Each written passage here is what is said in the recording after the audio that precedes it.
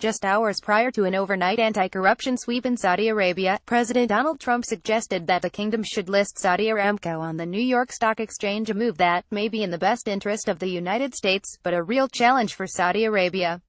It is said that the Crown Prince, who seems to be crucial to the whole IPO, wanted to do it in New York. David Ottaway, a Middle East fellow at the Wilson Center, told Fox Business last month.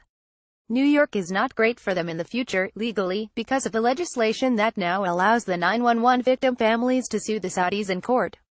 That legislation, passed in 2016, has sparked some fears that a U.S. listing could open up the kingdom to lawsuits related to the 911 terror attacks.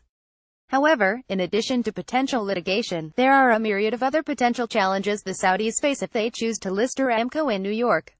I'd say they're in a bit of a conundrum because on the one hand they want to list on the exchange that has the broadest volume, but the more sophisticated the investors are on a particular exchange, the more they may be concerned about things like risk of lawsuit, geopolitical risks, oil prices, or other types of risks. Amy Myers-Jaffe, David M. Rubenstein Senior Fellow for Energy and the Environment at the Center on Foreign Relations, told Fox Business.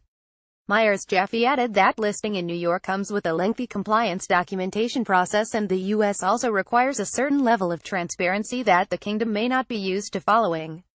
The Aramco IPO could attract a $2 trillion valuation and could potentially be the world's largest.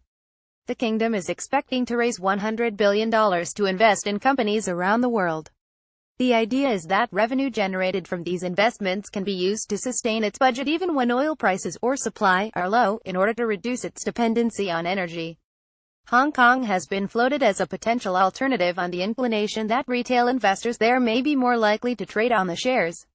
But there's another factor that could partially influence the kingdom's decision: the Crown Prince's warm relationship with President Trump. I would imagine the Crown Prince might be influenced by the president saying they should list in New York, Myers-Jaffe said.